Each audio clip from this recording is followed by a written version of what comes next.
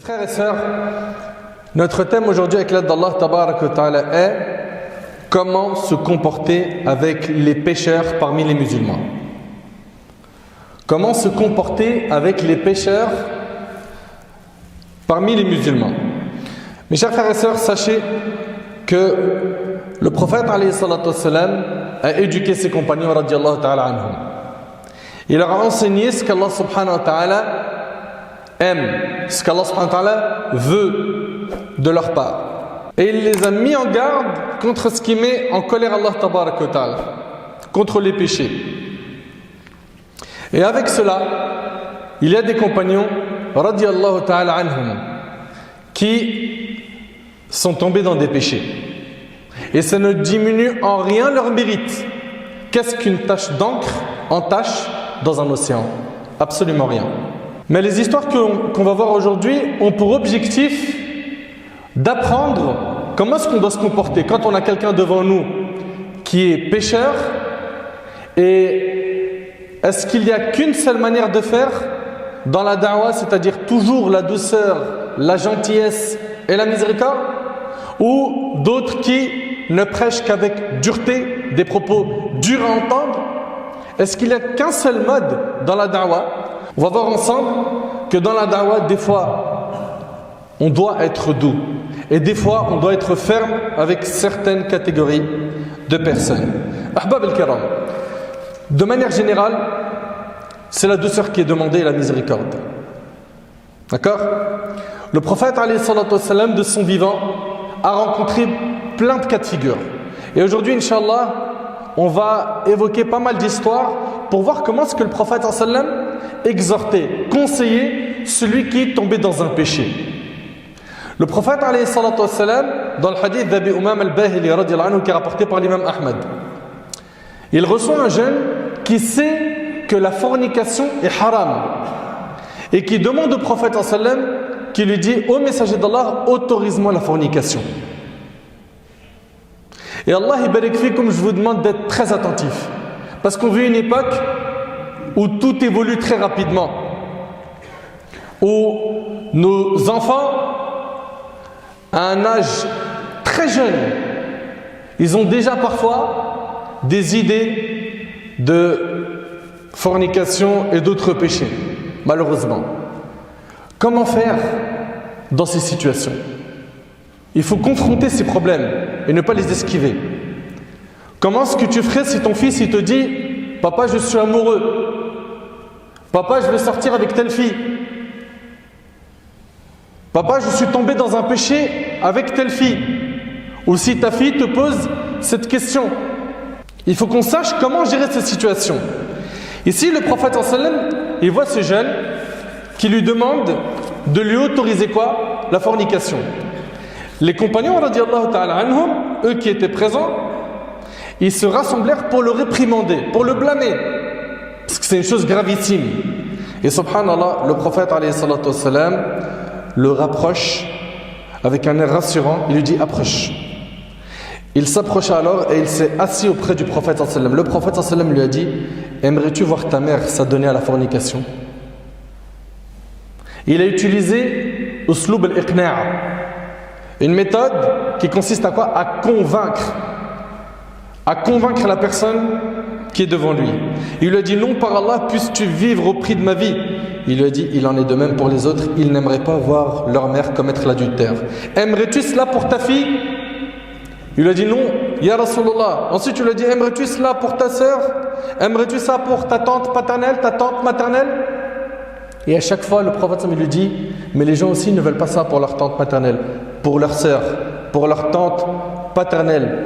Ils ne veulent pas cela pour leur fille. Et donc, à la fin, le prophète sallam, qu'est-ce qu'il fait? Il pose sa main sur sa poitrine, sur la poitrine de ce jeune homme, et il dit: Allahumma ighfir dhanbah. Oh Allah, pardonne ses péchés. Wa tahhir qalbah, et purifie son cœur. Wa hassin farjah, et préserve sa chasteté.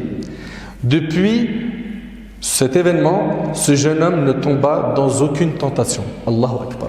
Il est sorti de cette assise convaincu, et lui qui voulait à tout prix ce péché, à la fin son état d'esprit était différent, il détestait ce péché. Comment est-ce que nous on serait comporté avec quelqu'un qui vient te dire « Autorise-moi de fumer la drogue. Autorise-moi une seule fois d'aller en boîte de nuit. Autorise-moi de boire un verre d'alcool. Autorise-moi la fornication. » Regardez Rasulullah sallallahu alayhi wa sallam.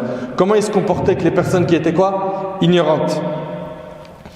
Dans un autre hadith, le hadith d'Ibn Mas'ud radiyallahu anhu, un homme embrassa une femme. Dans une version, un homme vint trouver le prophète sallallahu alayhi wa sallam et lui a dit: « Ô messager d'Allah, j'ai abusé d'une femme sans avoir eu de rapport avec elle. Il s'agit bien de moi. Applique sur moi la sentence que tu souhaites. » Omar lui a dit, radiyallahu anhu, « Allah a couvert ta faute. Pourquoi ne l'as-tu pas caché ?» Le prophète sallallahu alayhi wa sallam ne lui a rien répondu.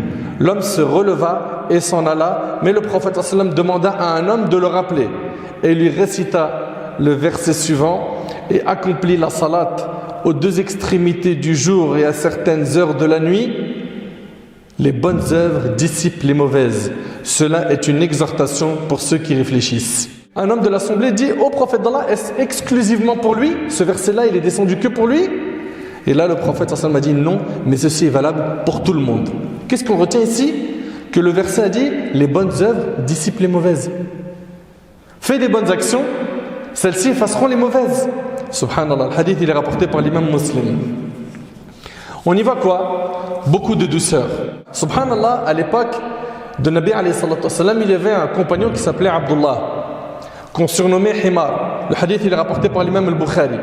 Il avait été sanctionné pour avoir bu de l'alcool, et puis un jour il a été sanctionné de nouveau jusqu'à ce qu'un compagnon dise qu'Allah le maudisse. Un compagnon a dit qu'Allah le maudit. Il a dit: combien de fois on l'a fait venir? Et là le prophète a dit: ne le maudis pas, car je jure par Allah qu'il aime Allah et son messager. Subhanallah, c'est un sharib khamr, il boit de l'alcool. Et le prophète alayhi salatu wassalam ici, il dit: ne le maudis pas, car il aime Allah et son messager. Et on a des gens autour de nous qui désobéissent à Allah subhanahu wa ta'ala, qui font des grands péchés, mais qui dans leur cœur ils aiment Allah et son messager. Simplement le diable leur a tendu des filets, des pièges dans lesquels ils sont tombés, qu'Allah les guide. Dans un hadith rapporté par al-Bukhari, une autre version, le prophète m'a dit: n'aidez pas le diable contre lui. Subhanallah. Dans le hadith de Muawiyah ibn al-Hakam as-Sulami radiyallahu anhu, il raconte: alors que je priais avec le prophète sallallahu alayhi wa sallam, voilà que l'un des fidèles éternua.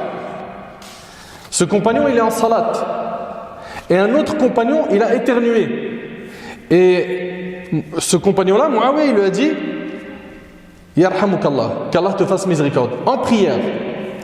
Les gens me jetèrent des regards de réprobation. Les gens ont commencé à le regarder, l'air de dire: mais qu'est-ce que tu fais? Il a dit: malheur à moi, qu'avez-vous à me regarder ainsi? Pendant la prière, il a parlé, il leur a dit: pourquoi vous me regardez comme ça? Ils se mirent à taper des mains sur leurs cuisses pour me faire taire. Quand je compris qu'ils voulaient me faire taire, ceci m'étonna, mais j'ai gardé le silence quand même. Lorsque la prière s'est terminée, le prophète sallam: puisse-t-il vivre au prix de la vie de mon père et de ma mère, car je n'ai jamais vu avant lui ni après lui un instructeur meilleur que lui. Il ne m'a pas grondé, il ne m'a pas frappé, il ne m'a pas insulté. Il se contenta de me dire durant la prière: il n'est pas permis de prononcer une seule parole de ce que les gens se disent entre eux. La prière en effet n'est faite que pour exalter Allah, le glorifier et réciter le Coran rapporté par l'imam Muslim.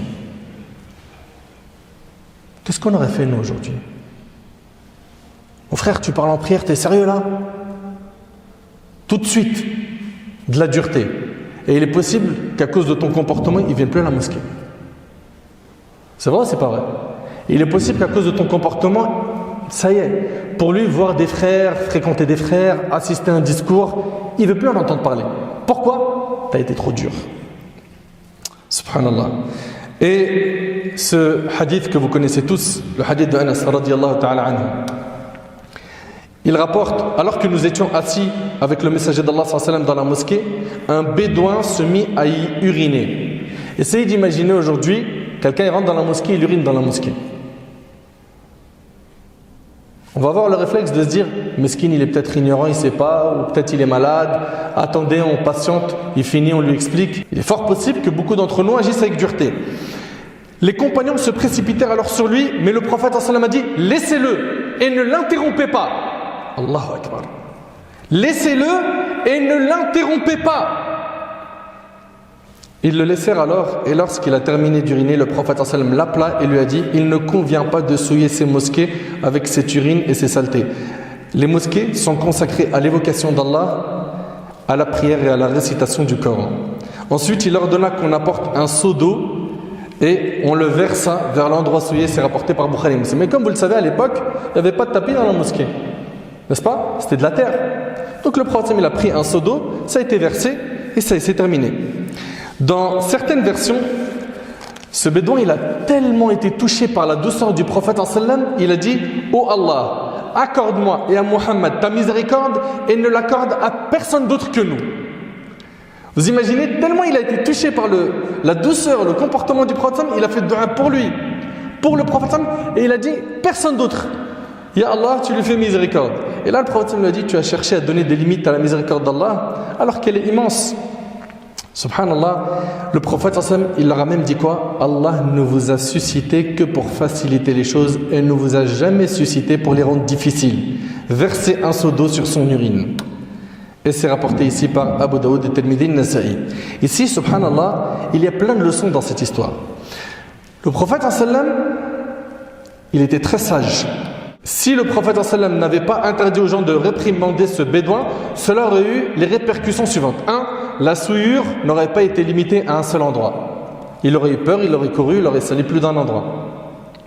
Mais elle aurait été dispersée dans toute la mosquée. 2. Le bédouin aurait été gêné à cause de l'interruption de son urine. Cette agressivité aurait également détourné ce bédouin de la religion.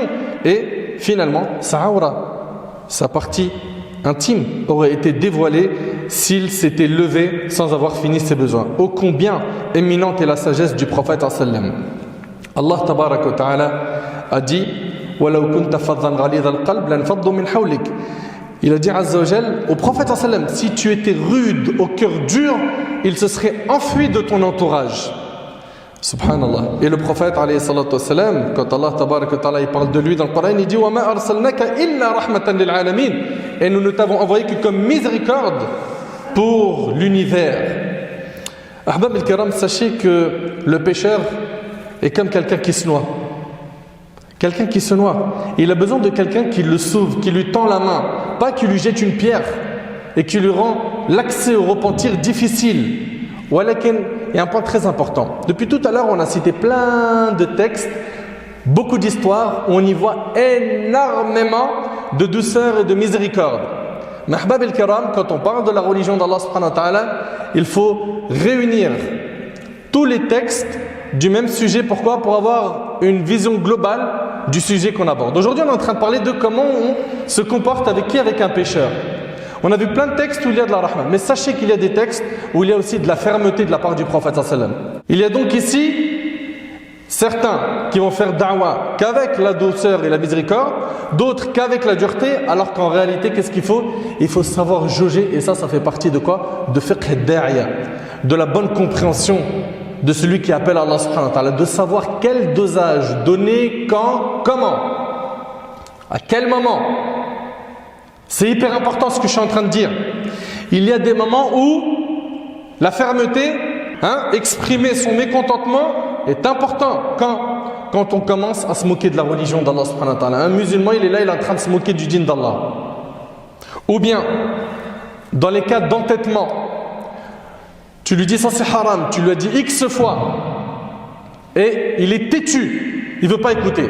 Là ici, il t'est permis d'utiliser quoi?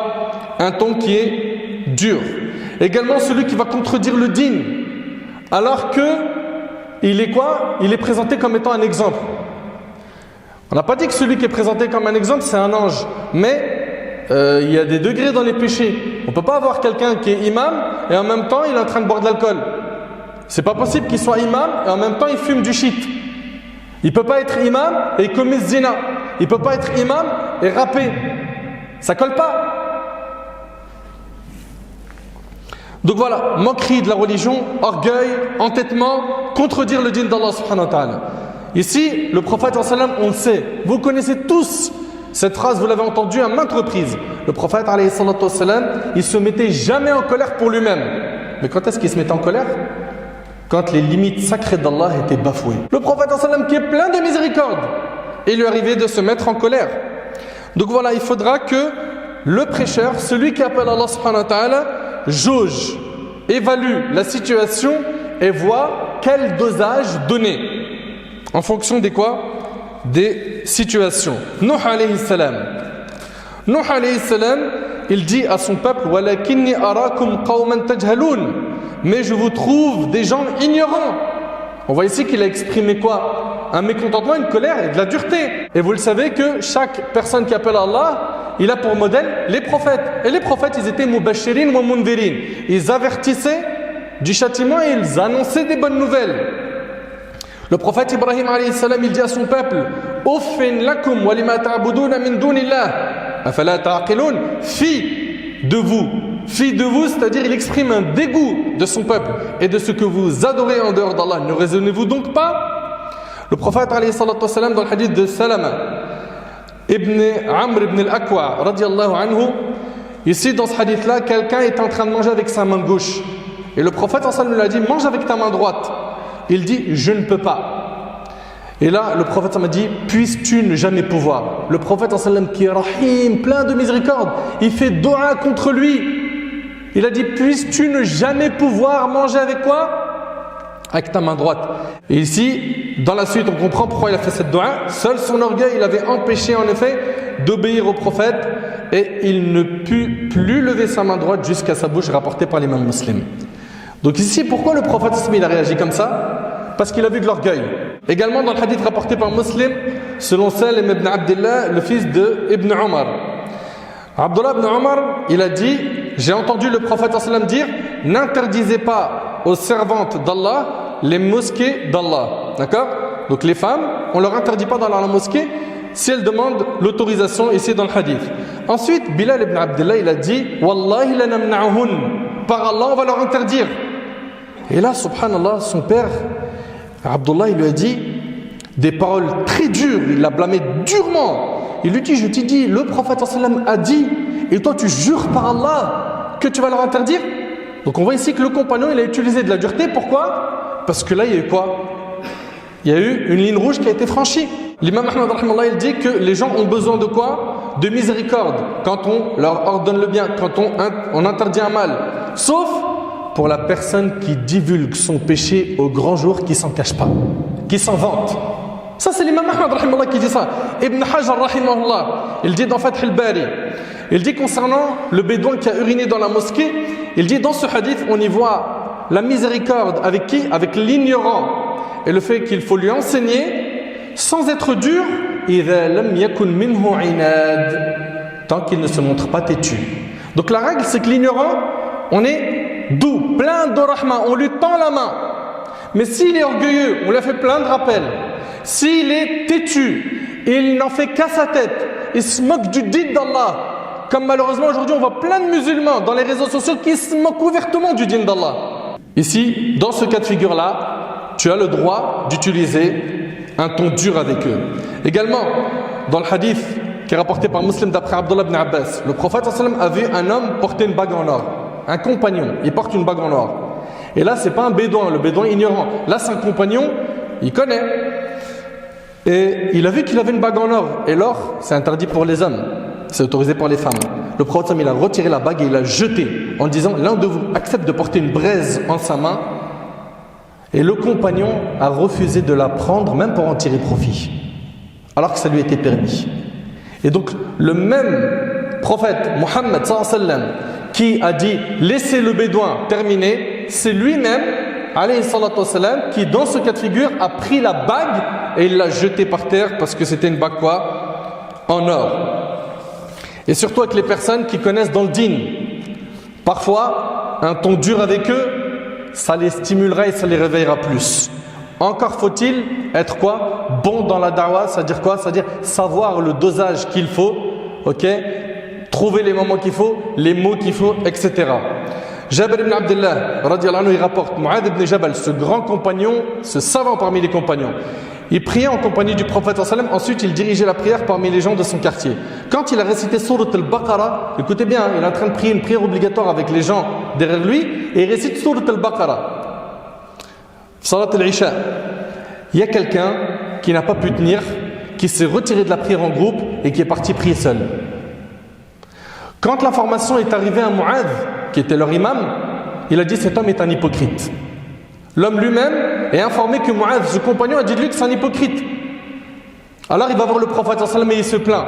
Il lui dit au messager d'Allah, il lui dit j'ai un chameau pour transporter de l'eau et pour en fournir aux gens. En 2 mots, je travaille toute la journée.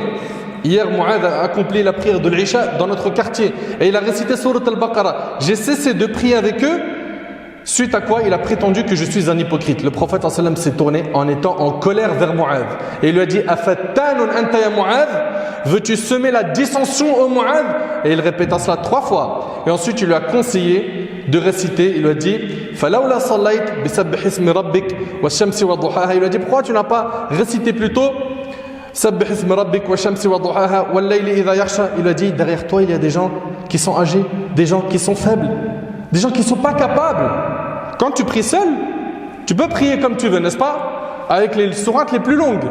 Mais quand tu as des gens derrière toi, tu dois prendre en compte l'état de santé, l'état des gens qui sont derrière toi. Ahbab el-Karam, pour terminer, la personne qui appelle Allah subhanahu wa ta'ala, la règle c'est qu'elle doit montrer beaucoup de rahma, beaucoup de miséricorde. Tendre la main aux pécheurs.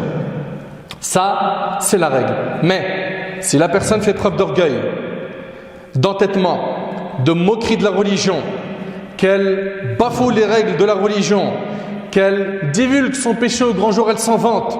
Dans ces cas-là, ici, c'est mieux de secouer la personne avec un ton ferme. Pourquoi? Parce qu'il est possible que ça la réveille. Et encore une fois, je le dis, je le répète, chaque personne qui appelle Allah subhanahu wa ta'ala sait qui elle a en face d'elle.